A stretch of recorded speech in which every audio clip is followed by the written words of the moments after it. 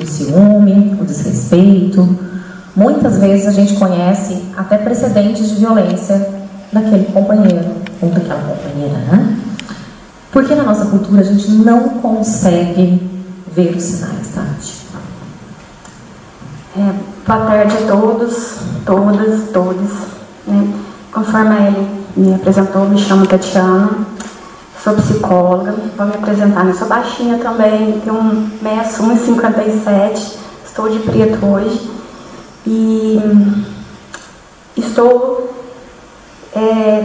estudando e me havendo com essa questão de gênero, né, equidade de gênero, há mais ou menos 5 anos, né, que a gente vem debruçando. A Ellen foi presidente do conselho, atualmente também estou no conselho e no CRES com violência contra a mulher vai quase 5 anos.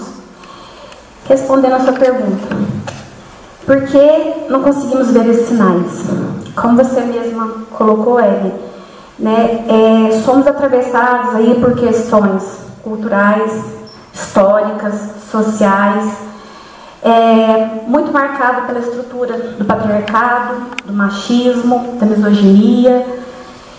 E aí envolvemos questões onde que somos colocados em alguns lugares, né? Somos quando nos tornamos mulher, como você mesmo bem disse, né? E nós vamos assumindo alguns papéis, né? O papel do cuidado, o papel de prover a família, de cuidar de todos, cuidar do pai, da mãe, dos filhos, da sogra, de cuidarmos. A gente cuida de todos, menos da gente mesmo. E daí, desse lugar de cuidado, né, que nos foram dados, assim como tem o lugar do provedor, que é do homem, que é o lugar do macho, né, que é o lugar, o homem provém e a mulher fica no privado, o homem do público e a mulher do privado. E nós fomos, como a Ellen bem disse, nós vamos introjetando esses papéis, nós vamos nos apropriando desses papéis e nós vamos também idealizando, né? Idealizando uma família, idealizando um relacionamento, idealizando um companheiro, idealizando uma situação, porque o que eu ouço muito é o seguinte: minha mãe foi embora e nos largou, meu pai foi embora, eu fui morar com a minha avó, eu era muito novinha, meu pai batia na minha mãe, o meu pai era muito bravo. Então, o que acontece? Eu idealizo uma família, a família que eu tenho não é bem o que eu queria, mas eu idealizo uma família. E aquilo que eu construí, né, que eu idealizei, eu tento colocar em prática, eu tento cumprir aquilo que eu pensei. E a gente acaba não escapando daquilo que a gente sempre viveu, né, de idealizar. Só que essa idealização, né, de uma família perfeita, de um companheiro perfeito, de um companheiro que respeita, ele vem cheio de sinais, né, muito disfarçados, aí, né, de um abandono, disfarçado de uma ironia, disfarçado de um ciúme excessivo, e como que isso é muito difícil para a mulher separar o que de fato é uma proteção e o que de fato é um ciúme excessivo. Porque assim, vai minimizando, a gente vai, eu digo nós, eu incluo nós mulheres, nós vamos minimizando os riscos. Nós não vamos percebendo isso em nome do quê? Daquilo que eu construí. E nós vamos nos responsabilizando por aquele relacionamento. Pela felicidade do outro, pela infelicidade do outro, pela infância difícil que o outro teve. Mas o quanto que a mulher se coloca nesse lugar de responsabilidade. E como que ela leva aquilo muito a sério. que o casamento tem que dar certo, né? Mas ele é pai dos meus filhos. E como que aquilo é muito internalizado para ela. E ela não vai vendo aqueles sinais, né? Até que... E o principal disso, assim, a naturalização. A normatização. Ah, ele chegou porque ele estava cansado, foi eu que... eu não devia ter perguntado isso para ele. E ele teve um dia ruim. E aquilo vai se tornando, né, muito gradativo.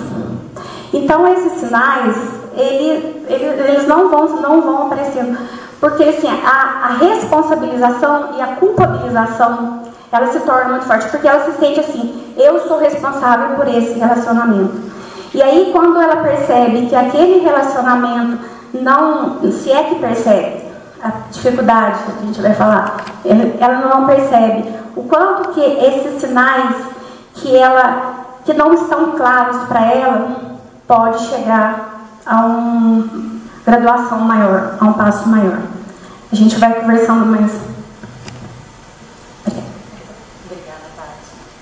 Tati. Eu acho importante a gente fazer um recorte que... Primeiro um exemplo, né? Eu acho que o exemplo básico dessa desresponsabilização do homem socialmente, a gente já aprende desde criança, né? Acho que todos nós aqui, a grande maioria pelo menos, vejo alguns bem mais jovens, mas quando nós entramos em contato com os contos de fadas, se a gente buscar lá atrás a história da Cinderela, a gente aprende que toda a responsabilidade de conquistar o príncipe é nossa. E que a gente inclusive briga, né? Ela briga com as primas, que ela briga. É? A Cinderela é do sapatinho, né? É com as irmãs? Ah, tá, desculpa. Eu não gosto muito de contos de fadas, tá, gente? Então eu não sei direito. A gente aprende que tem que brigar, né? Elas brigam com seus pais, com as suas irmãs, com as suas primas, por conta do príncipe. E esse príncipe faz o quê? Nada. Ele apenas existe. Ele é só um príncipe que não faz nada. E aí isso vai introjetando, a gente vai crescendo. E aí, quando a gente chega lá na adolescência, a gente vê as adolescentes ali, né? Paquerando o menino. Quando vê, a gente escuta assim, ah, mas ela deu em cima dele. A culpa é dela. Ela que deu em cima dele. Nós nos responsabilizamos os homens socialmente o tempo todo. Outra questão que é importante a gente enfatizar aqui é que quando a gente fala de mulher, não existe uma universalidade de mulheres. Não é? Existe sim uma violência de gênero que atinge todas as mulheres, mas a gente tem que entender que alguns fatores, alguns marcadores sociais podem aumentar essa vulnerabilidade. Então, ser mulher é uma vulnerabilidade. Mas se eu sou uma mulher negra, eu sou muito mais vulnerável que a mulher branca. Se eu sou uma mulher homossexual, eu sou mais vulnerável que a mulher heterossexual. Se eu sou uma mulher pobre, eu sou mais vulnerável que uma mulher de uma classe média. Então, se a gente imaginar como se fosse um trânsito, uma rotatória, e cada rua dessas, né, a mulher ali no centro, e cada rua com essas vulnerabilidades, cada vulnerabilidade que atravessar essa mulher, cada marcador social que encontrar essa mulher, a torna mais vítima de violência socialmente. A doutora Juliane está ali com os dados do Anuário da Violência. Depois, a hora que a palavra voltar para ela, ela até pode confirmar para nós que a grande maioria das mulheres vítimas de violência são mulheres jovens, vou arriscar, 18, 40, alguma coisa nesse sentido, e mulheres negras de classe social baixa. Tá? 18 a 40, então acertei. É importante a gente entender isso, que nós aqui estamos falando simplesmente de mulher, mas que não é igual para toda mulher. Então pensar, Juliane falou de política pública, não é toda política pública que vai resolver para todas as mulheres, tá? Apesar de a gente viver numa cidade aqui, né? Poços tem uma estrutura, tem uma rede de apoio. Muitas de nós que moramos aqui não conhecemos a rede de apoio que nós temos. E a rede de apoio que se forma, ou que deveria se formar enquanto família, muitas vezes ela não funciona, por conta da cultura mesmo. Então a gente tem vergonha de contar para amiga, a gente tem vergonha de contar para a família. Muitas vezes a gente conta e ouve, mas é assim mesmo, ele é um ótimo pai, ele te dá tudo, nunca te deixou faltar nada, né? Ele sempre foi assim, quando você casou ele já era desse jeito, não era quando você namorava? Então existe essa normalização.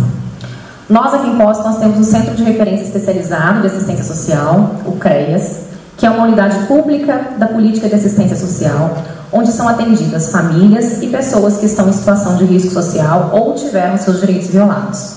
Aqui em Poços, nós temos um Serviço de Proteção e Atendimento Especializado a Famílias e Indivíduos, o PAEF, inclusive o PAEF Mulher, que atende as mulheres, ele é voltado para as mulheres. Nós estamos aqui com a gerente do CREAS, a Cíntia, e eu vou pedir para que ela explique para nós como que funciona essa rede de proteção e atendimento aqui na nossa cidade.